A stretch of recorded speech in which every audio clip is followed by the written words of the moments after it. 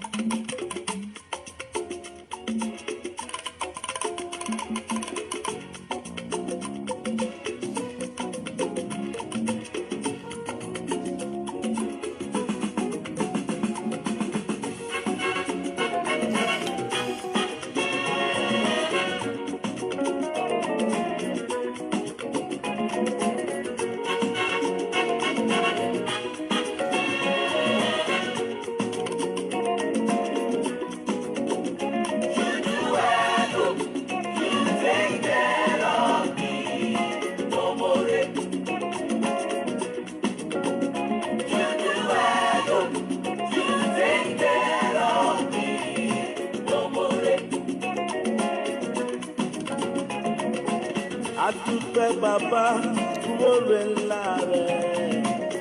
Àwa dúpẹ́ bàbá fúwọ́rẹ́ àánú rẹ̀. Ìgbà táyé yọ̀ mí, ẹ̀yin láàbò mi.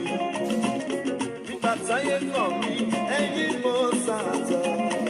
Gbogbo rẹ̀ ẹ̀rù ìtọ́jú mi. Ẹ ṣé gan ni ẹ̀rù ìtọ́jú. Gbogbo rẹ̀ àní ẹ̀rù ìtọ́jú mi. Ẹ ṣé gan ni ẹ̀rù ìtọ́jú. Gbogbo rẹ̀ àní ẹ̀rù ìtọ́jú mi. Ẹ ṣé gan ni ẹ̀rù ìtọ́jú. Gbogbo rẹ̀ bàbá ẹ̀rù ìtọ́jú. God bless you all. Mr. Babalola, God bless you, sir. Sister Sheun Grace, God bless you, man. Sister Timmy, God bless you.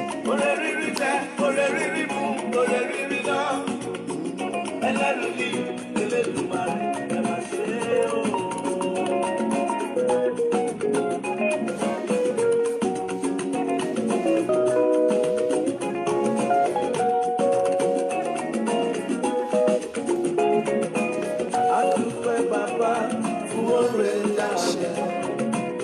Èmi dúpẹ́ bàbá fúwọ́rẹ́ àánú rẹ̀. Ìgbà táyé yọ̀ mí, ẹ̀yin láàbò mi.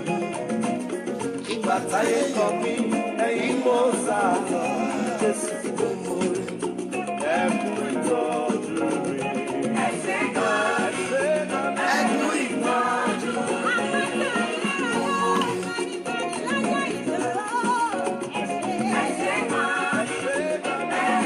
God bless you, man. Sister Ademidi Bukola, you are welcome, man.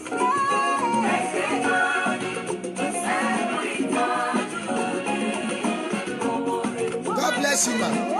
Fumilayo Bakari, God bless you.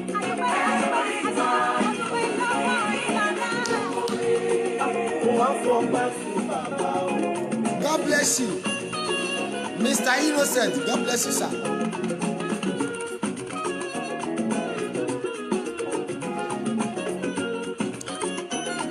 Sister Deborah Howard, God bless you, man. You're welcome.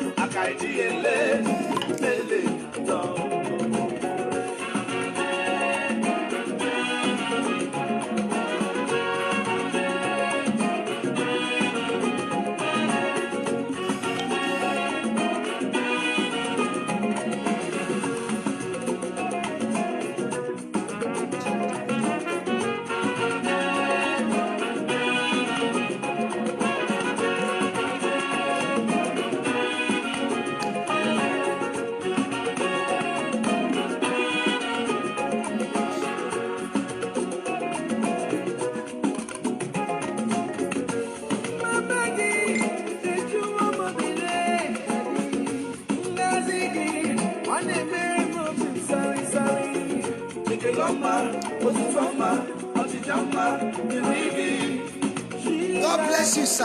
God bless you, man. I appreciate every one of you. Sister David Mercy. God bless you, man. God bless you. Sister Akwayemi Precious. Promise, rather. God bless you, man. I love Babatunde. God bless you, sir. Mr. Olasukomi, I want you to God bless you, daddy. I'm not going to take much of your time this morning. I can bet your bad attacks me.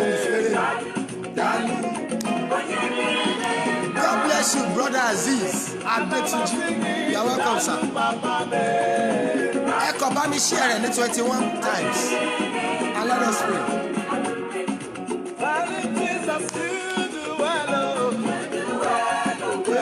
You take care of me.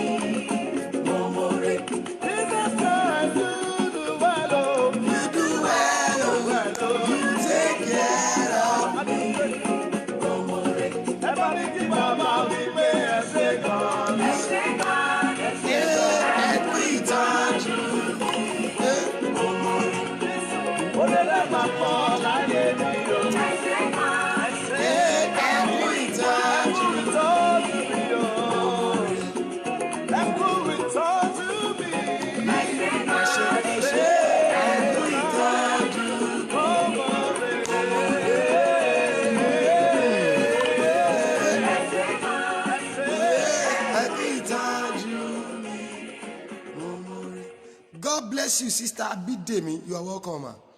And come Shamisa. Mogbadua. The Lord have kept you to today. That God will never forsake you in the mighty name of Jesus Christ. Money Ọlọ́run tó dá ọ sí títí dọjọ́ òní. Lórúkọ Jésù Ọlọ́run yẹn ò ní kọ̀ ọ́ sílẹ̀. Bẹ́ẹ̀ni, olórin yẹn ní pé you do well o. You take care of me. Momori. God bless you, sir. Prophet Joseph Mayowa Akinton, you are welcome, Daddy. God bless you, sir. It has been God's grace.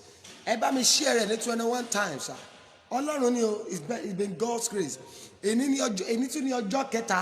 am so much happy today because today is the birthday of my biological and spiritual father. Man, today is his birthday. Ati lo ki won laaro mi o tie mo pa ma pada wa online laaro o ti ro pe a ma wa.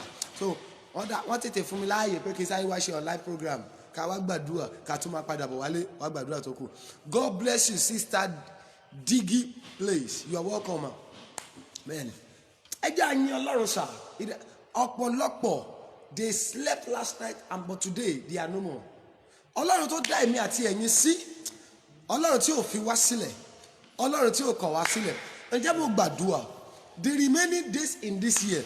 Lórúkọ Jésù Kristi ìbànújẹ́ ò ní wọlé rẹ̀. Mo ní lórúkọ Jésù ìbànújẹ́ ò ní wọlé yín o. God bless you, my lovely mommy. Abosede Sanusi, God bless you, my. You're welcome. Thanks everyone. Ọ̀pọ̀lọpọ̀ tó ti rí lórí status mi, they have been saying, happy birthday to our father, happy birthday, happy birthday. I appreciate every one of you. All those that are greeting and those that will still be greeting, I appreciate you. Lórúkọ Jésù, you too, you will celebrate many more years of your life in good health and prosperity in the mighty name of Jesus. God bless you, Sister Adeola Adekombi. God bless you, man. Lórúkọ Jésù, àánú máa wá gbogbo wa rí o. Ẹ jẹ́ a dúpẹ́ lọ́wọ́ Ọlọ́run sà. Bẹ́ẹ̀ni, ẹnìkan dẹ̀ ń ṣàmì bí mo ṣe gbóhùn Olódùmarè rí. Ohun gbogbo tó ń pa ẹlẹ́kún, àṣẹ ni mo pa láàárọ̀ yìí. Lórúkọ Jésù, ó máa pa ẹlẹ́rìn ayọ̀. Mo ní lórúkọ Jésù, ó máa pa ẹlẹ́rìn ayọ̀. Sọ wípé mo dúpẹ́ tèmi. Mo dúpẹ́ tèmi. Bẹ́ẹ̀ni, mo ṣe kí ni sà? Mo dúpẹ́ tèmi. Hello, ìdí tó ṣe gbọ́dọ̀ dúpẹ́ rẹ̀, we are not better off than those that are dead. We are not what? We are not better off than those that are dead. Then, it has been God's mercy over our life. So, evil dreams did not come to pass over your life. Evil prophecy did not come over you, did not come to fulfillment over your life.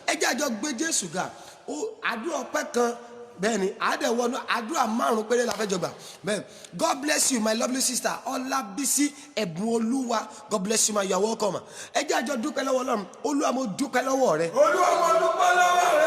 ó jẹ́ kí èrò ọ̀tá mi ó ṣẹ lára mi. You did not allow the plan of my enemy, the thought of my enemy to be fulfilled over my lives. Let me tell you, ọ̀tá rẹ̀ rò èrò ìbànújẹ́ sí ọ. Then, àdúrà ọpẹ́ yẹ kan yẹn ni. While praying this early this morning, the Lord gave me a Bible passage. He said, "Go and tell my people this is what I want to do for them in the remaining for this new week. This is what I want to do in their life. I'm coming to them." God bless you, Mr. Taju Bolaji. You are welcome, sir. Olúwa mo dúpẹ́ lọ́wọ́ rẹ. Ó jẹ́ kí èrò ọ̀tá mi ṣẹ mọ́ mi lára. Kí ni èrò ọ̀tá rẹ? Èrò ọ̀tá rẹ ni pé kó má jí sáyé. The thought of your enemy is for you to die. The thought of your enemy is for you to go and never come back. But guess what? This is you. The thought of your enemy did not manifest over your life. Èrò ọ̀tá dẹ̀ ṣẹ mọ́ àwọn kan lára. Ẹgbẹ́ mi sà, ó máa ṣe mo dúpẹ́ lọ́wọ́ lọ́wọ́. Olúwa ni a dúpẹ́ yẹn lọ́wọ́ lọ́nà méjì. Èrò ọ̀tá ò ṣẹ mọ́ mi lára. Èrò ara mi gan ò ṣẹ. Èrò ọ̀tá ò ṣe kí ni?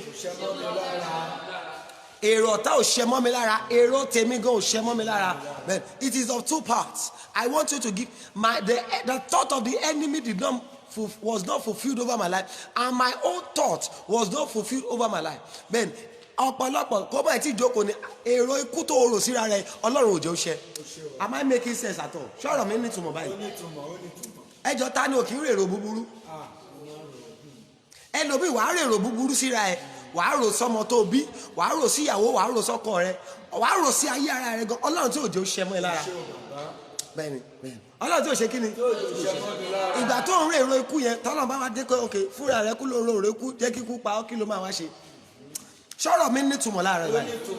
Ẹja àjọ tó bá nítumọ̀ mo fẹ́ kó jájọ dúpẹ́ lọ́wọ́ Ọlọ́run ní gbogbo ibi tẹ́ ẹ bá wà. Èrò ikú tó rò síra rẹ̀ Ọlọ́run tí ò jẹ́ ó ṣẹ. Èrò ikú tó ọmọ yìí báyìí ó ti tún lọ báyìí ṣó máa padà dé báyìí.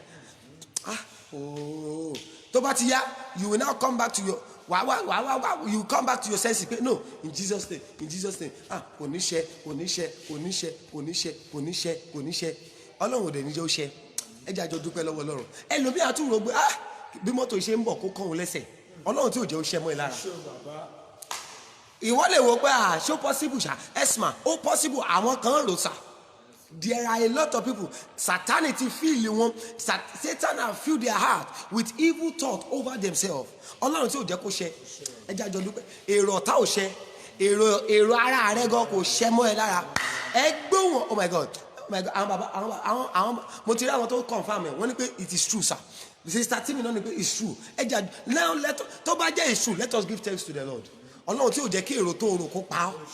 Oh my God, ó ṣé Ọlọ́run. Kò sẹ́ni tí ò dé wá rò. You might be a minister of God jù bẹ́ẹ̀ lọ. Ìránṣẹ́ Ọlọ́run gan rò sà. God bless you. Bukky Akínyẹmí, you are welcome. Ẹ jẹ́ àjọ dúpẹ́ lọ́wọ́ Ọlọ́run. Olúwa mo dúpẹ́ lọ́wọ́ rẹ. Olúwa mo dúpẹ́ lọ́wọ́ rẹ. Èrò ibi tí mo rò síra mi ò ṣẹ mọ́ mi lára. Èrò ibi tí mo rò síra mi ò ṣẹ mọ́ mi lára. Èrò ibi tí ọ̀tá mi rò sí mi ò ṣẹ mọ́ mi lára. Èrò ibi tí ọ̀tá mi rò sí mi ò ṣẹ mọ́ mi lára. Oh my God, ó ṣe Ọlọ́run. Sorry, if you are walking, tó bá jẹ́ òun rìn lọ lójú títì ni, tó bá jẹ́ pé inú yàrá ló wà, tó bá jẹ́ inú yàrá ni, wàá dìde wàá dẹ̀ máa forí balẹ̀ ní gbogbo ibi tó bá wà. Sọ pé ó ṣe Ọlọ́run. Wàá wá máa dúpẹ́ yẹn. Oh Lord, I thank you. The evil thought I think over myself does not come to manifestation. The evil thought my enemy thought over me was not fulfilled. Olúwa mo dúpẹ́ lọ́wọ́ rẹ. Olúwa mo dúpẹ́ lọ́wọ́ rẹ. Èrò búburú tí mo rò síra mi ò ṣẹ mọ́ mi lára. Èrò búburú tí mo rò síra mi ò ṣẹ mọ́ mi lára. Èrò búburú tí ọ̀tá mi rò sí mi ò ṣẹ mọ́ mi lára. Ó yẹ jẹ́ àpò òfin.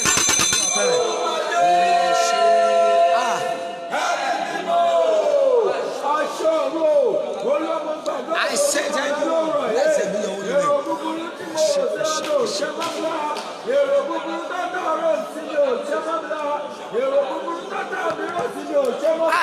Bàbá mi ò ẹ ṣé o ṣé o ṣé.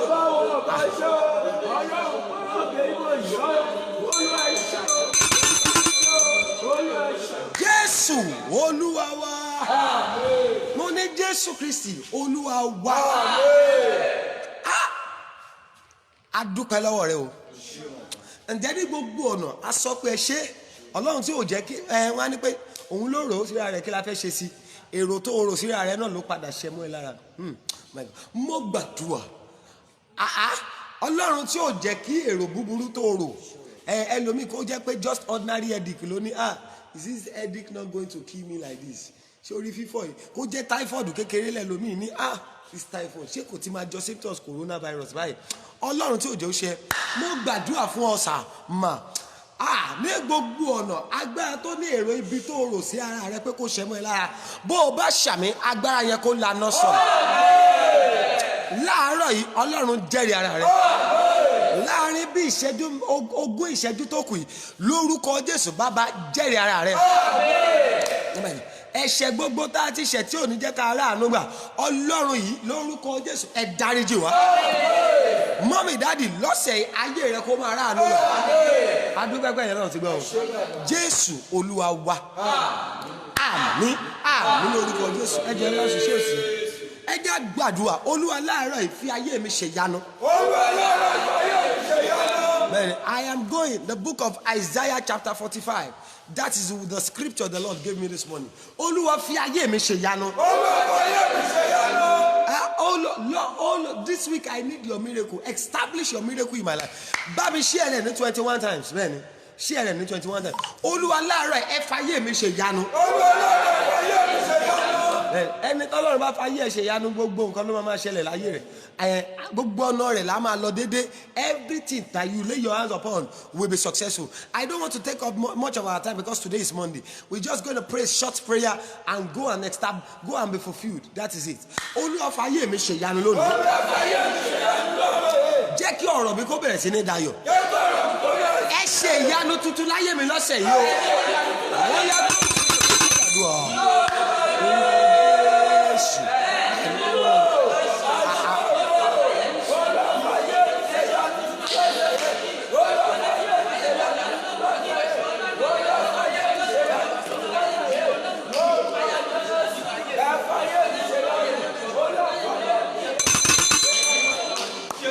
Jésù Kristi Olúwa wa bó o bá gbàgbọ́ tó ṣàmì ìgbàgbọ́ tẹ́lẹ̀ wá bá mi share rẹ̀ ní 21 times nínú ọ̀sẹ̀ tuntun tó mú yìí ìyanu òjijì lórúkọ Jésù Ọlọ́run fàánú yọ̀ǹda rẹ̀ oh my God àmì yẹn dẹ̀ kéré díẹ̀ mo ní ìyanu òjijì nínú ọ̀sẹ̀ tuntun yìí lórúkọ Jésù Ọlọ́run kó yọ̀ǹda rẹ̀ fún ọ mo ní Ọlọ́run máa yọ̀ǹda rẹ̀ fún ọ mo ní Ọlọ́run máa yọ̀ǹda rẹ̀ fún ọ ibo ni Ọlọ́run ti ní kí n bá wa sọ̀rọ̀ ká gbàdúrà láàárọ̀ yìí Isaiah 45 from just verse 2 alone Isaiah 45 ó ní èmi ò lọ síwájú rẹ I will go before thee I will do what?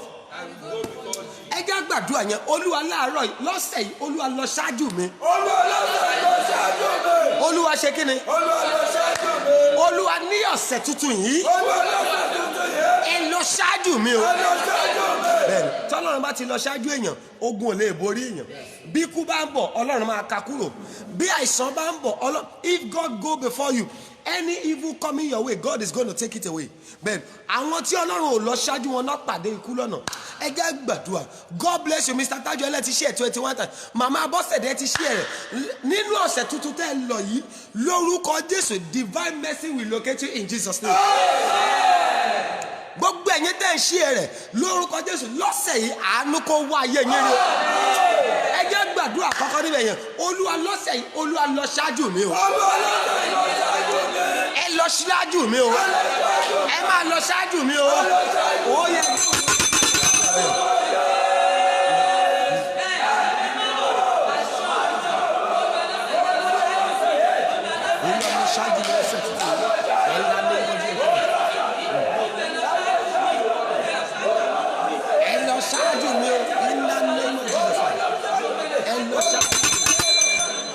Jésù Olúwa wa bó o bá gbàgbọ́ tó ṣàmì ìgbàgbọ́ ní ọ̀sẹ̀ tuntun yìí lórúkọ Jésù Ọlọ́run máa lọ ṣáájú rẹ̀ ọ̀rọ̀ Ọlọ́run ló sọ bẹ́ẹ̀ ó ní pé èmi ò lọ síwájú rẹ̀ I will go before thee bẹ́ẹ̀ number 2 ó ní èmi ò sọ ibi wíwọ́ ni di títọ́ I will make crooked place straight màá sọ ibi tí wíwọ́ ni that means ojú ọ̀nà pàlàpàlà yẹn ibi tó gbà lọ́sẹ̀ tó kọjá tí ò sí ìyanu mẹ́ òun á lọ ṣáájú rẹ èmi á lọ jẹ́ kó gbà bẹ̀ kọjá kí ìyanu bẹ̀rẹ̀ sí ní ṣẹlẹ̀ ẹ jẹ́ àgbàdua Olúwa ibi tó ti kọ̀ mí sílẹ̀ lọ́sẹ̀ tó kọjá Olúwa ibi tó ti kọ̀ mí sílẹ̀ lọ́sẹ̀ tó kọjá Olúwa jẹ́ kí ìyanu lọ fọhùn fún mi mẹ́ lọ́sẹ̀ where I was rejected last week, where I was rejected last month, where I was rejected from January to July. Oh Lord, go before me this month and make testimony to come my way. Níbi tí wọ́n ti kọ̀ mí sílẹ̀. Níbi tó ti kọ̀ mí sílẹ̀. Olúwa jẹ́ lọ dẹni ìtẹ́wọ́gbà báyìí. Olúwa jẹ́ lọ dẹni ìtẹ́wọ́gbà. Jẹ́ máa dẹni ìtẹ́wọ́gbà. Jẹ́ máa dẹni ìtẹ́wọ́gbà. Jẹ́ máa dẹni ìtẹ́wọ́gbà mẹ́. Ó yẹ gbóhùn sókè.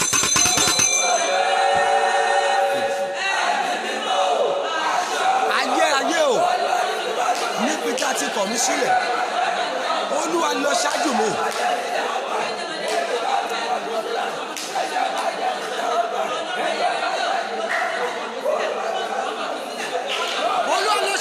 Go before me and make my testimony be an assurance.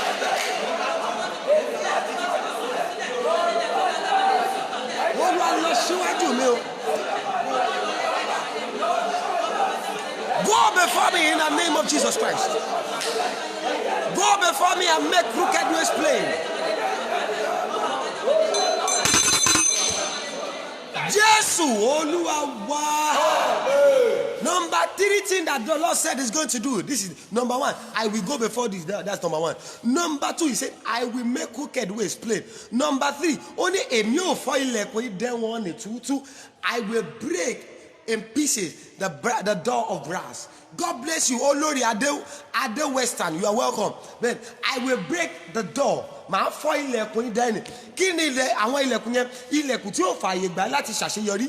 Ilẹ̀kùn tí ó jẹ́ òní testimony. Ilẹ̀kùn tí ó jẹ́ ṣàṣeyọrí. Ilẹ̀kùn tó dá ẹ dúró. Ilẹ̀kùn tí ó jẹ́ kọjá lọ bí ògo. Olúwa ló máa ṣe kí ni? Òun máa fọ́ ilẹ̀kùn yẹn. Ẹ jẹ́ gbàdúrà. Bẹ́ẹ̀ni, that is the number 3 prayer. In the next 10 minutes or 7 minutes, I'll be rounding up. Mo fẹ́ kó gbàdúrà. Ilẹ̀kùn tí ayé gbé síwájú mi tí ò jẹ́ ìrọ́nà lọ. Ilẹ̀kùn tí ayé gbé síwájú mi tí ò jẹ́ ìrọ́nà lọ.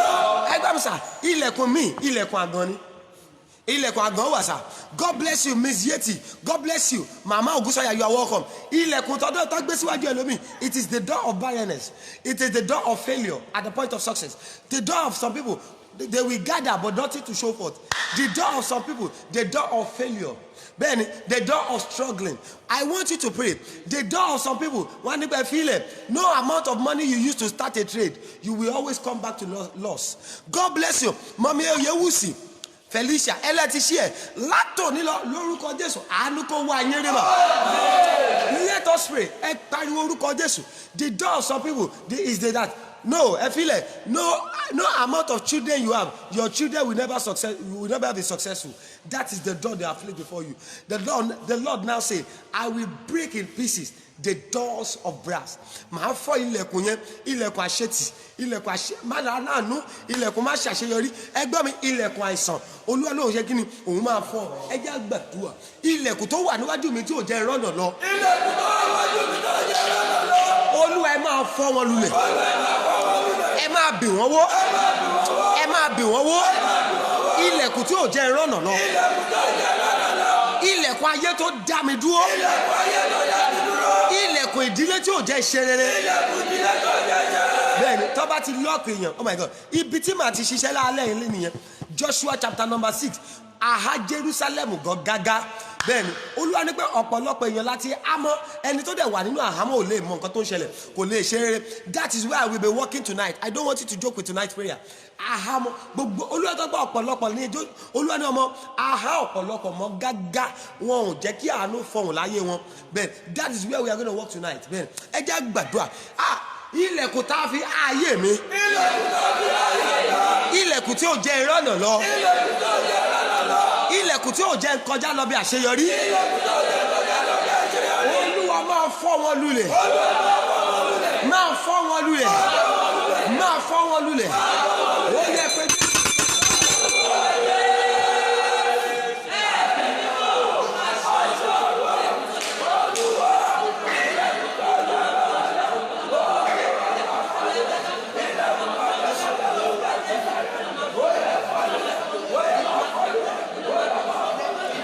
Olúwa máa fọ́ wọn lulẹ̀. Ayé o. Máa fọ́ wọn lulẹ̀. In the name of Jesus Christ. Olúwa.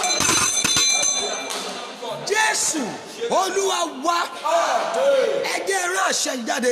Every door between you and your progress, every door of every dark satanic door between you and your next level, between you and you conceiving, between you and your children's progress, every evil door that has been placed that no one in your family will be successful, because you are watching me this morning and you are shouting amen, I prophesy such door is broken by fire in the name of Jesus Christ. Mo ní Ọlọ́run kó fọ́ ilẹ̀kùn yẹn láàárọ̀ yìí. Mo ní Ọlọ́run kó fọ́ ilẹ̀kùn yẹn láàárọ̀ yìí. Mo ní Ọlọ́run kó fọ́ ilẹ̀kùn yẹn láàárọ̀ yìí. Ọlọ́run máa fọ́ ilẹ̀kùn yẹn o. Mo ní Ọlọ́run kó fọ́ ilẹ̀kùn yẹn. Ọlọ́run kó fọ́ ilẹ̀kùn yẹn o. Ọlọ́run kó fọ́ ilẹ̀kùn náà. Mo ní Ọlọ́run kó fọ́ ilẹ̀kùn yẹn sọ. Ẹ jẹ́ kí wá ní nǹkan ìkẹrin tọ́lọ́run máa ṣe fún yín lọ́sẹ̀ yìí. Bẹ́ẹ̀ni, ó ní èmi ò sì gé ọ̀já irin ní sínú méjì. I will cut asunder the chains. Bẹ́ẹ̀ni, màá já irin tó di ayé èèyàn mọ́lẹ̀, irin tí ò jẹ́ kéèyàn rọ̀nà lọ, ṣẹ̀kẹ̀ṣẹ̀kẹ̀ ìdádúró, ṣẹ̀kẹ̀ṣẹ̀kẹ̀ ojú kan, ṣẹ̀kẹ̀ṣẹ̀kẹ̀ má rà láàánú, ṣẹ̀kẹ̀ṣẹ̀kẹ̀ má lóyún débi pé wàá bímọ, ṣẹ̀kẹ̀ṣẹ̀kẹ̀ tó jẹ́ kó o bímọ ṣùgbọ́n tí ò jẹ́ káwọn ọmọ rẹ̀ ó ṣàṣeyọrí. The Lord said, I will break asunder every evil chain. I'm reading from Isaiah 45 verse 2. I want you to, after this program, I want you to pray with this too. Isaiah chapter 45 verse 2. Ẹ pé Jésù, ṣẹ̀kẹ̀ṣẹ̀kẹ̀ ìdádúró lára mi. Olúwa máa fi iná jà lónìí. Olúwa fi iná jà lára mi. Ṣẹ̀kẹ̀ṣẹ̀kẹ̀ ìdádúró. Ṣẹ̀kẹ̀ṣẹ̀kẹ̀ tó ní mi ò ní testimony. The chains that say my children will never be elevated.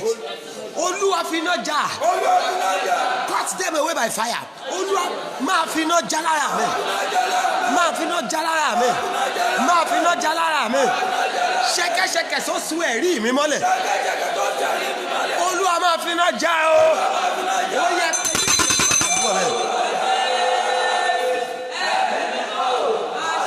Ayérayé o.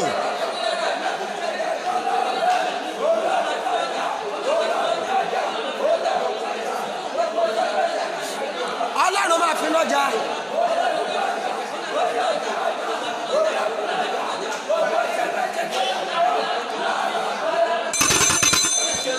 Jésù Olúwa wá. I have the 3 minutes left. Ẹ jẹ́ rán àṣẹ yẹn jáde.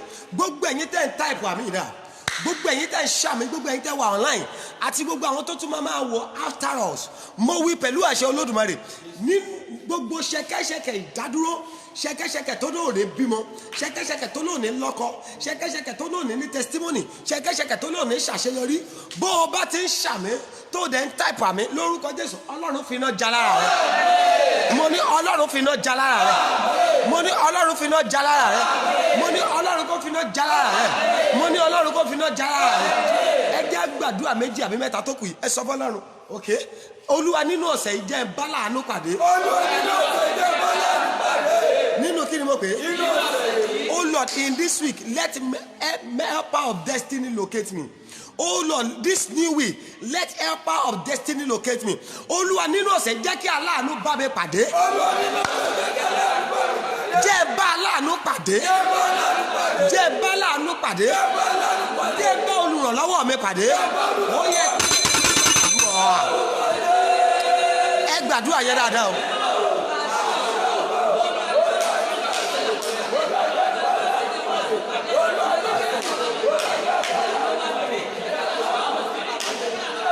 Jẹ́ bá aláàánú pàdé lọ́sẹ̀ yìí. Gbogbo àwọn tó wà online yìí, gbogbo àwọn tó tún máa wà online tó máa wo program yìí, Olúwa jẹ́ kó bá aláàánú pàdé lọ́sẹ̀ yìí. Mo gbàdúrà fún gbogbo yín, gbogbo ẹ̀yin tẹ́ ẹ wà online tẹ́ ẹ ń ṣàmì yìí, ayé yín kó bá aláàánú pàdé. Ẹ lọ rá aláàánú, ayé yín kó ẹ rí aláàánú gbà, kẹ́ ẹ rá aláàánú gbà, kẹ́ ẹ rá aláàánú gbà. Àtẹ̀mí àti yín ká lọ bá aláàánú pàdé. Ọ̀rọ̀ wa kó dayọ̀, ẹkún yín kó dẹ̀rín. Ẹ̀yin tẹ́ wà online yìí, ẹkún yín kó dẹ̀rín. Ẹ̀yin tẹ́ tún máa wà online, ẹkún yín kó máa dẹ̀rín. Ẹ lọ bá aláàánú pàdé. Ẹ lọ bá aláàánú pàdé. Ẹ lọ bá aláàánú pàdé o. Lórúkọ Jésù, ẹ lọ bá aláàánú pàdé. Jésù Olúwa wá. Tó o bá gbàgbọ́ tó o type àmì tó o ṣàmì tó o share rẹ̀ ní 7 times nínú ọ̀sẹ̀ tuntun yìí, gbogbo yín lórúkọ Jésù ó yá kẹ́ ẹ lọ bá aláàánú pàdé. Àtẹ̀mí àtẹ̀yìn tẹ́ wà online nínú ọ̀sẹ̀ yìí kẹ́ ẹ lọ bá aláàánú pàdé. Kẹ́ kẹ́ lọ bá láàánú pàdé kẹ́ lọ bá láàánú pàdé àtẹ̀yẹ tẹ́ wà bí àti gbogbo àwọn tájọ gbàdúrà tájọ wà online láàárọ̀ lórúkọ Jésù àtàwọn tó tún máa wò ó yẹ kí ayé wa kó lọ bá láàánú pàdé o. ẹ jẹ́ gbàdúrà kejì àdúrà yìí ló kù báyìí ẹ sọ fọ́lọ́run ikú tó wà lọ́sẹ̀ yìí má jẹ́ ó kàn mí. ikú tó wà lọ́sẹ̀ yìí má jẹ́ ó kàn mí. ẹ jẹ́ gbàdúrà yẹn gan ẹ gbàdúrà yẹn gan ẹ gbàdúrà yẹn gan ikú tó ṣe kí ni sà. let me tell you àwọn kan á sì kú láàárọ̀ yìí kí 12 o'clock tó lù àwọn kan á kú kì í ṣèpè bẹ́ẹ̀ ni ó nọ́mà ìwọ ló gbọ́dọ̀ gbàdúrà pé kò gbọ́dọ̀ kàn ẹ́ kò gbọ́dọ̀ kan aya rẹ kò gbọ́dọ̀ kan ọmọ rẹ kò gbọ́dọ̀ kan àwọn òbí rẹ bẹ́ẹ̀ ẹ bá jẹ́ tàn yín ojoojúmọ́ bí ilẹ̀ ṣe mọ́ ni wọ́n ń gbé àwọn èèyàn sí ẹ jájọ gbàdúrà ikú tó wà lọ́sẹ̀ yìí. ikú tó wà lọ́sẹ̀ yìí. sẹ́rí ẹ̀yin dáadé àti mọ́mì tẹ́ wà online ẹ máa sọ pẹ̀lú ìgboyà ni ikú tó wà lọ́sẹ̀ yìí. ikú tó wà lọ́sẹ̀ yìí. The death in this week it must not come near my dwelling. The sickness in this week it must not come near my dwelling. Oh my God Adénúbí olóò ti ṣí ẹ ayé rẹ kó rà àánú gbà ẹ jẹ́ gbàdúrà yẹn ikú tó wà lọ́sẹ̀ yìí ìbànújẹ́ tó wà lọ́sẹ̀ yìí àìsàn tó wà lọ́sẹ̀ yìí mo gbóhùn Olódùmarè ogun ẹjọ́ tó wà lọ́sẹ̀ yìí àkóbá tó wà lọ́sẹ̀ yìí ọ̀rọ̀ tí mo mọ owó tó máa dá sí mi lọ́rùn tó wà lọ́sẹ̀ yìí Olúwa má jẹ́ ó kàn wá má jẹ́ ó kàn mí má jẹ́ ó kàn mí má jẹ́ ó kàn mí má jẹ́ ó kàn mí má jẹ́ ó kàn mí ó yẹ gbóhùn sókè.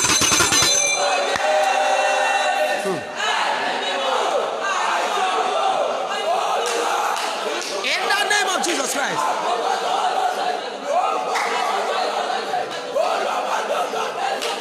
Má jẹ́ ó kàn mí o lórúkọ Jésù Kristi má jẹ́ ó kàn mí má jẹ́ ó kàn mí ó má jẹ́ ó kàn mí má jẹ́ ó kàn mí má jẹ́ ó kàn mí ó má jẹ́ ó kàn mí Olúwa lórúkọ Jésù Kristi Olúwa má jẹ́ ó kàn mí o ayérayé o má jẹ́ ó kàn mí má jẹ́ ó kàn mí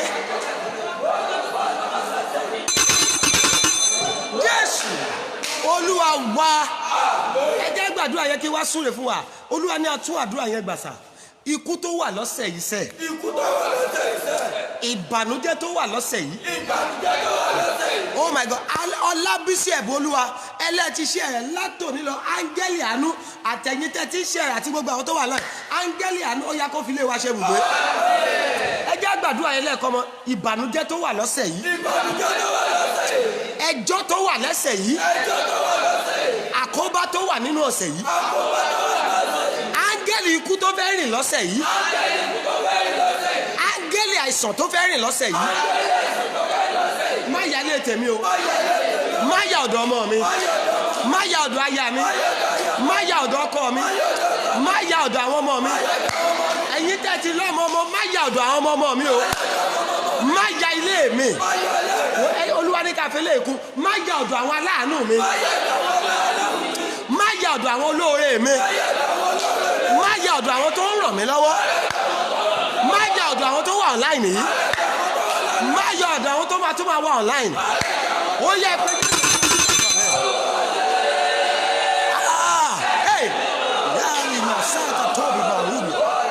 Ìbànújẹ́ tó wà lọ́sẹ̀ yìí má jẹ́ ó yálé mi má jẹ́ ó yá ọ̀dọ̀ àwọn tó wà online má jẹ́ ó yálé wọn ìbànújẹ́ ikú òṣè àìsàn ẹkún tó wà lọ́sẹ̀ yìí má jẹ́ ó yálé gbogbo wa o àtẹ̀yìn tẹ́ wà online àtàwọn tó tún máa wà online ó yẹ Olúwa má jẹ́ ó kàn wá má jẹ́ ó kàn wá má jẹ́ ó kàn wá.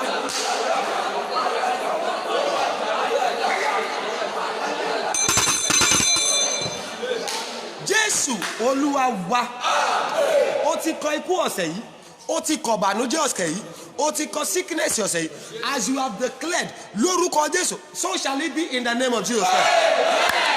The sickness programmed by the enemy in this week, the sickness, the death, the misfortune, the sudden death program in this week lórúkọ Jésù nítorí o ṣàmì kò ní kàn ọ́. Mo ní ikú tó wà lọ́sẹ̀ yìí ìbànújẹ́ tó wà lọ́sẹ̀ yìí àìsàn tó wà lọ́sẹ̀ yìí àkóbá ẹjọ́ àdábá tó wà lọ́sẹ̀ yìí lóru accident tó wà lọ́sẹ̀ yìí gbogbo ẹ̀yin mọ́mí àti dáàdì tó wà online àtàwọn tó tún máa wà online ẹni tó máa kàn tó máa kàn ẹ́ olóore rẹ tó máa kàn tó máa kàn ẹ́ ọmọ rẹ ọkọ rẹ aya rẹ tó máa kàn tó máa kàn ẹ́ lórúkọ Jésù kò ní kan gbogbo wa. ó ti kọ ìbànújẹ́ ẹja wá gbàdúrà ayọ̀ tó wà lọ́sẹ̀ yìí jẹ́ ó kàn mí. ayọ̀ tó wà lọ́sẹ̀ yìí ó kàn mí. My lovely mommy and daddy, let me tell you, àwọn kan ra mọ́tò lọ́sẹ̀ yìí. Oh my God. Àwọn kan ṣe kíni? wọ́n ra mọ́tò lọ́sẹ̀ yìí. Irú èmi báyìí ìhìn ra fẹ́ǹsà lọ́sẹ̀ yìí. Màá ṣe kíni? Ìhìn tí lówó fẹ́ǹsà ṣùgbọ́n kò tí ì sí nǹkan tọ́lọ́ ò lè ṣe kó tó tún Wednesday. Màá ra fẹ́ǹsà. Ńláìkì fẹ́ǹsà díẹ̀. Tí n bá ra fẹ́ǹsà yìí ń ra lẹ́sọ̀ 330. RS ni ò kì í ṣe ES. Ìhìn ra ẹ̀yin tẹ́ láìkì Toyota Volkswagen. Gbé mi ń bá ra fẹ́ǹsà ìhìn ra Toyota Lexus 330 bẹ́ẹ̀ ẹ jẹ́ gbàdúrà àwọn kan wọ́n á fún wọn nílé lọ́sẹ̀ yìí àwọn kan wọ́n á fún wọn ní kọ́kọ́rọ́ ilé lọ́sẹ̀ yìí àwọn kan irú àwa báyìí mílíọ̀nù wọnú àkáǹtì mi 1,000 ni bẹ́ẹ̀ ẹ jẹ́ gbàdúrà Olúwa kí ọ̀sẹ̀ yóò tó parí ẹ jẹ́ kí olóore wá mi rí ẹ jẹ́ kí wọ́n fohùn ẹ̀gbọ́n bó lónìí yẹn ṣe kọ́ ni fohùn rere dán mi wò bóyá mi ò ní ṣọpẹ́ fohùn rere dán mi wò ọpẹ́ mi àpọ̀jà burata fi fẹ́ǹsà dán mi wò fi Toyota Corolla dán mi wò fi 3-bedroom flat duplex dán mi wò fi ilé gidi dán mi wò fi America visa dán mi wò fi Canada visa dán mi wò bóyá mi ò ní ṣọpẹ́ ohun rere dán mi wò ọpẹ́ mi àpọ̀jà burata ẹ jẹ́ gbàdúrà nínú ọ̀sẹ̀ yìí Olúwa fohun rere dán mi wò ẹ fi mọ́tò dán mi wò ẹ kì í ṣe mọ́tò ọkọ̀ yàtọ̀ sí mọ́tò bẹ́ẹ̀ ni káà wà mọ́tò wà àwọn kan ní tí o bá tún wá débẹ̀ àwọn Yorùbá tó bá wá rí mọ́tò gidi wọ́n á ní ọkọ̀ ayọ́kẹ́lẹ́ oh my God ó túmọ̀ pé àwọn kọ̀ọ̀kan wà mútọ̀ wà mútọ̀ kí náà pé mútọ̀ àwọn mútọ̀ ní mútọ̀ burúkú mútọ̀ tó ti laná bẹ́ẹ̀ ni mútọ̀ tó ti laná ṣùgbọ́n àwọn mọ́tò kan wà wọ́n á ní mọ́tò gidi lélẹ́yìí o káà àwọn tó o bá dé Amẹ́ríkà wọ́n á ní pé I have parked my machine outside tẹ́ bá débẹ̀ bíi kẹrí Tuareg àwọn mọ́tò tó táyé ẹ̀ nítumọ̀ àwọn bíi oh my God mọ́tò táyé ẹ̀ tó ta sọ́sọ́ kì í ṣe ilé tí ẹ pé bó o bá ti wà àdúgbò bá tọ́pẹ́ ti tún dé sádùúgbò torí kí ni èéfì mọ́tò wọn ó ti gba gbogbo àdúgbò kan ẹ já gbàdúrà fún mọ́tò gidi ẹ já gbàdúrà fún káà má lọ gbàdúrà fún mọ́tò ẹ já gbàdúrà fún ọkọ̀ ayọ́kẹ́lẹ́ bẹ́ẹ̀ ọkọ̀ ayọ́kẹ́lẹ́ ẹ gbọ́ láyé àtijọ́ nígbà táwa dàgbà bọ̀ wọ́n ní ọkọ̀ ní pijó àwé kí náà pé ọkọ̀ ní pijó bẹ́ẹ̀ ni tó o bá lọ lo pijó sí wọn nígbà bàbá yìí ti sẹ́ẹ̀tì yín ti lẹ̀ bẹ́ẹ̀ ni ẹ já lo ọkọ̀ tó wà in vogue bẹ́ẹ̀ tó bá lọ lo pijó sí wọn nígbà dádì pijó ti lọ ayé àtijọ́ ni pijó rain bó o bá lọ lo pijó sí wọn wò pé ṣé pé wọ́n yìí ń lo pijó ẹja lo pijó ẹja lo mọ́tò gidi tó wà ń bò ẹja sọ fún Ọlọ́run Olúwa nínú ọ̀sẹ̀ tuntun yìí ẹja kó fi mọ́tò gidi lé mi lọ́wọ́ mo ní ìdí especially àwa tá à níṣẹ́ méjì tó yẹ pé orí òkè ní gbogbo ìgbà ọjọ́ mélòó la fẹ́ máa wọ mọ́tò dáàdi ẹ sùn pásítọ̀ àwa tún máa sún mọ́ra wa nínú mọ́tò ọlọ́màjẹ bẹ́ẹ̀ Olúwa jẹ́ kó kọ́kọ́rọ́ mọ́tò gidi Olúwa jẹ́ kó fi lé mi lọ́wọ́ Olúwa jẹ́ kó fún mi nílé lọ́sẹ̀ yìí lẹ́tà ayọ̀ tí mò ń retí yẹn ìwọ tó ń retí lẹ́tà promotion ìwọ tó ń retí appointment letter níbi iṣẹ́ Olúwa jẹ́ kó fi lé mi lọ́wọ́ Canada visa tí mo apply fún American visa tí mo apply fún Olúwa jẹ́ kó yọ̀ǹda rẹ̀ fún mi jẹ́ kó yọ̀ǹda rẹ̀ fún mi Olúwa jẹ́ kí appointment letter níbi iṣẹ́ yẹn ó tẹ̀ mí lọ́wọ́ o ó yẹ gbóhùn sókè jẹ́ sí.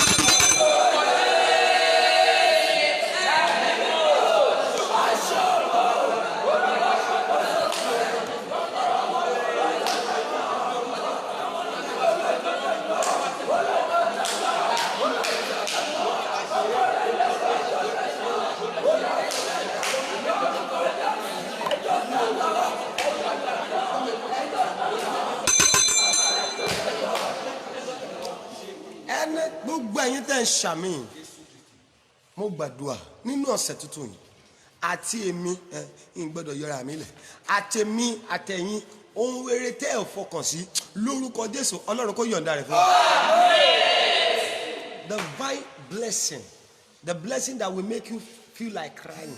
Bẹ́ẹ̀ni ẹni tí ò ní mọ́tò tẹ́lẹ̀ tó dédé fún ní mọ́tò gidi bẹ́ẹ̀ni àwọn mọ́tò kan wà tí n bá gba kọ́kọ́ rẹ̀ dandan yín kọ́kọ́ sunkún ẹ̀mí ìlérò rẹ̀ tẹ́lẹ̀ ọdún mélòó mo fẹ́ fi dáwọ́ ẹ̀jọ́ bẹ́ẹ̀ni ẹni tó irú èmi tó bá fún mi ní tọ́lọ̀ fún mi ní fẹ́ǹsà ọdún mélòó mo fẹ́ fi dáwọ́ fẹ́ǹsà jọ kí n jẹ fẹ́ǹsà 3 million 3.5 million ibo mo ti fẹ́ rówó rẹ̀ bẹ́ẹ̀ni mo gbàdúrà sà ìyanu tó o máa rí gbà tó máa pa ẹ́ lẹ́kún ayọ̀ nínú ọ̀sẹ̀ yìí àdàbí tí n bá ti jẹun tí n bá ti fi nǹkan kan kẹnu àdàbí tí n bá ti fi ohun epo kẹnu láti ìgbà tá a ti bẹ̀rẹ̀ àwẹ̀ yìí lórúkọ Jésù látòní lọ nínú ọ̀sẹ̀ yìí ó yá kó fi lé ẹ lọ́wọ́. ìyanu ohun tuntun sà ìyanu ohun tuntun bí ilé téèyàn kan ti kọ́ léwo I don't like this house Prophet Joshua ẹgbà ẹ̀yin ará bíi ẹgbà ẹ̀yin tẹ́ wà online ṣé o máa ń dílé yìí ẹgbà kọ́kọ́rọ́ ilé yìí lórúkọ Jésù nínú ọ̀sẹ̀ yìí olóore bẹ́ẹ̀ ó yá kó lọ bá pàdé. olóore tó máa ní dáàdi ẹjọ́ ẹ send account number yín ẹ jẹ́ fún yín ní 500,000 torí ẹ jẹ́ fún yín ní 1 million naira ẹ jẹ́ fún yín ní 3 million ẹ jẹ́ fún yín ní 5 million lórúkọ Jésù irú olóore bẹ́ẹ̀ ó yá kó lọ bá pàdé. olóore tó máa fi ìyanu tó máa fún ẹ ní American visa ẹ tó máa fún ẹ ní Canadian visa ẹ ìyanu tó máa fún ẹ ní document tó ń retí lamẹ́ríkà yẹn document tó fẹ́ gbà lamẹ́ríkà document tó fẹ́ gbà ní abroad lórúkọ Jésù ìyanu tó máa fi document yẹn lé ẹ lọ́wọ́ ó yá kó lọ rí ìyanu yẹn gbà. ìyanu tó máa sọ ẹ dọlọ́mọ mà ìyanu tó máa sọ ẹ ní promotion letter ẹ ìyanu tó máa fún ẹ ní appointment letter níbi tó ti submit CV ẹ Ọlọ́run àwọn bàbá mi nínú ayé gbogbo àwọn tó ṣàmì lọ́sẹ̀ yìí ó yá kó lọ rí ìyanu yẹn gbà. nínú ọ̀sẹ̀ yìí mọ́mí àti dáàdì tó wà online lórúkọ Jésù ẹ máa ní testimony mo ní ẹ máa ní testimony ó yá kọ́kọ́rọ́ mọ́tò ẹ lọ gbà á. àwọn tó wà bíbá yóò ní ìdí ẹ ẹ̀yin tẹ́ wà online ẹ jẹ́ ṣàmì bẹ́ẹ̀ ni màá mọ̀ bóyá wọ́n ní ìdí ẹ sìn ìwọ tó ní ìdí ẹ jẹ́ ká ní ẹ borí ẹni tó wà lẹ́gbẹ̀ẹ́ kọ́kọ́rọ́ mọ́tò gidi ó yá lọ gbà á. kọ́kọ́rọ́ ilé gidi ilé tó ṣe é wò kì í ṣe ilé tó yẹ pé tapoli náà fi bò ó bẹ́ẹ̀ kì í ṣe ilé tó yẹ pé táwọn ejò bá ti tún dé ẹ̀ṣẹ̀ tún máa péjò ìwọ àtejò lẹ́jọ́ wà ní yàrá èmi ò fẹ́ lé burúkú yẹn ilé gidi tó máa ti máa bá àwọn èèyàn gidi pàdé tẹ́ jíjọ́ máa ṣe máa landlord meeting kì í ṣe pé ìwọ àtàwọn ẹlẹ́ja aláta ẹlẹ́fọ́ lẹ́jọ́ ṣe meeting ilé gidi tẹ́yìn àtàwọn èèyàn gidi á máa jọ máa ṣe landlord meeting lórúkọ títẹ́ pé security máa wà lẹ́nu géètì yín lórúkọ Jésù irú ilé gidi bẹ́ẹ̀ ó yẹ lọ gba kọ́kọ́rọ́ rẹ̀. gbogbo iṣẹ́ tẹ̀ ń ṣe nítorí Bíbélì ni pé I will bless the work of thy hand. Dámi ẹni tí ò bá ṣiṣẹ́ báwo ló yẹ fẹ́ ṣe iṣẹ́ tó ń ṣe yẹn lórúkọ Jésù Ọlọ́run kó sọ́ di ńlá mọ́ ẹ lọ́wọ́. ọfà àṣetì nínú iṣẹ́ yẹn every arrow of failure in your place of work in your business every arrow of stagnancy in your work I prophesy today they are terminated in the name of Jesus Christ. This week favor will locate you. Mercy will speak for you. Failure is terminated in your life. Nínú ọ̀sẹ̀ yìí bó o bá gbàgbọ́ tó ṣàmì ikú ò ní wá wa rí o. Ikú kó jìnnà sí wa. Àìsàn kó jìnnà sí wa. Àṣetì kó jìnnà sí wa. Àkóbá àjábá kó jìnnà sí wa. Nínú ọ̀sẹ̀ yìí ẹni tó máa kú tó máa kàn wá ẹni tí ìbànújẹ́ máa ṣẹlẹ̀ sí tó máa kàn wá lórúkọ Jésù kò ní dé bá wọn. Abíamọ ọmọ tó wà nítòsí àtọmọ rẹ tó wà lọ́nà jíjìn lórúkọ Jésù ò ní gbàwé ọ̀fọ̀ lé wọn lórí o. Nínú ọ̀sẹ̀ yìí àtọ gbogbo ọjọ́ tó kù ní ọdún yìí lórúkọ Jésù ààbò Ọlọ́run kó wà lórí wa. Ọlọ́run ò dẹ̀ ní fi wá sílẹ̀ o a ó máa rà àánú gbà. Prayer request lórúkọ Jésù Ọlọ́run kó gbà á kà Ọlọ́run kó sọ di testimony fún ọ wàá dẹ̀ yin Ọlọ́run lógo adúpẹ́pẹ́ yẹn Ọlọ́run ti gbọ́ Jésù Kristi Olúwa wa. Èmi lẹ̀rí kan. Èmi Joshua lẹ̀rí kan. God bless you sir. God bless you ma. Good morning everybody. Lórúkọ Jésù ayé wa máa rà àánú gbà o. And thank you for everyone that has been wishing my biological father and spiritual father a happy birthday because today is his birthday. Thank you so much. Àwọn message ló sì tún wọlé ní online. God bless you sir. I say thank you so much. Lórúkọ Jésù àwa náà máa ṣe ọ̀pọ̀lọpọ̀ ọdún láyé o. Ìyanu á dẹ̀ máa ṣẹlẹ̀ láyé wa. God bless you sir. Don't forget 8 p.m. Nigerian time. If you are just watching, subscribe to our YouTube page, Prophet Joshua Oni. That's the YouTube page. And don't forget, my prayer line is 0039462147. 0039462147. And I appreciate everyone. 13 ṣe kíni 13 sọ pé ẹ má bínú àwọn ní 1000 2000 pé ẹ má bínú ẹ má bá wa fi repo ẹ bá wa fi ra data ẹ dẹ̀ máa fi ra nǹkan tẹ́ máa fi break mo dúpẹ́ lọ́wọ́ yín o lórúkọ Jésù ẹ ò ní ṣaláìní ohun rere o ìyanu á dẹ̀ máa ṣẹlẹ̀ láyé yín. God bless you, sir. God bless you, man. See you all 8 p.m. Nigeria time. You can't miss that program tonight. Olúwadúpọ̀ fẹ́ ṣẹ́gun ìhámọ́ nínú ayé wa. I will see you by God's grace 8 p.m. Before that time, lórúkọ Jésù, a máa ní ọ̀rọ̀ ẹ̀rí o. Testimony will locate us. Thank you so much. Do have a lovely day. Thank you, sir. Thank you, man. I love you all with the love of God. Ẹ ṣé gan ni o.